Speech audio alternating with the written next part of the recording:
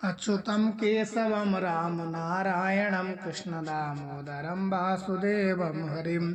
जय श्री हरि। प्रिय भक्तों, आज की वीडियो में रसपान करेंगे फाल्गुन माह कृष्ण पक्ष की विजया एकादशी व्रत कथा। धर्मराज युधिष्ठिर बोले, हे जनार्दन, फाल्गुन मास के कृष्ण पक्ष की एकादशी का क्या नाम है तथा उसकी विधि क्या है, कृपया करके आप मुझे बतलाएं।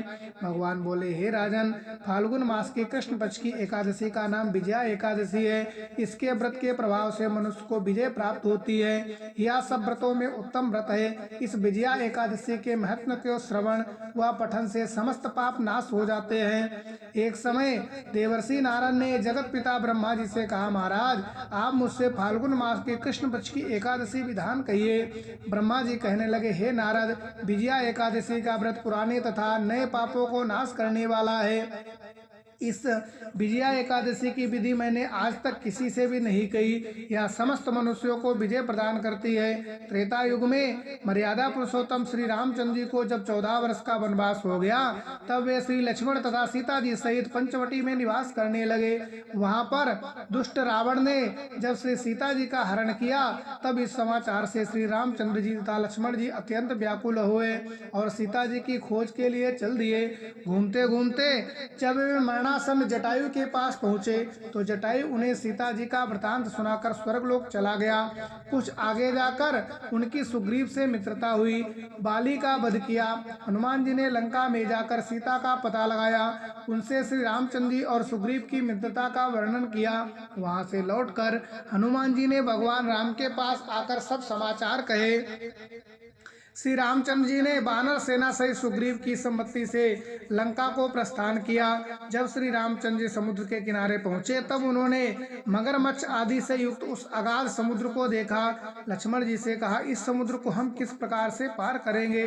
श्री लक्ष्मण जी ने कहा, हे पुराण पुरुषोत्तम, आप आदि पुरुष हैं, सब कुछ जानते हैं। यहाँ से आधा योजन दूर पर कुमारी द्वीप में बालकादभ्य नामक मुनि रहते हैं। उन्होंने अनेक ब्रह्म देखे हैं। आप उनके पास जाकर इसका उपाय पूछिए। लक्ष्मण जी के इस प्रकार वचन सुनकर श्री रामचंद्र जी बलकाद्य ऋषि के पास गए और उनको प्रणाम करके बैठ गए। मुनि ने भी उनको मनुष्य रूप धारण किए हुए पुराण पुरुषोत्तम समझकर उनसे पूछा, हे राम, आपका आना कैसे हुआ। रामचंद्र जी कहने लगे, हे ऋषि, मैं अपनी सेना सहित यहाँ आया हूँ और राक्षसों को जीतने के लिए लंका जा रहा हूँ। आप कृपा करके समुद्र पार करने का कोई उपाय बतलाइए। मैं इसी कारण आपके पास आया हूँ। बलकदाभ ऋषि बोले, हे राम, फाल्गुन माह के कृष्ण पक्ष की एकादशी का उत्तम व्रत करने से निश्चय ही आपकी विजय होगी। साथ ही आप समुद्र पर अवश्य पार कर सकेंगे। इस व्रत की विधि यह है कि दशमी के दिन स्वर्ण, चांदी, तांबा या मिट्टी का एक घड़ा बनाएं। उस घड़े को जल से भरकर तथा 5 पल्लव रख वेदिका पर स्थापित करें।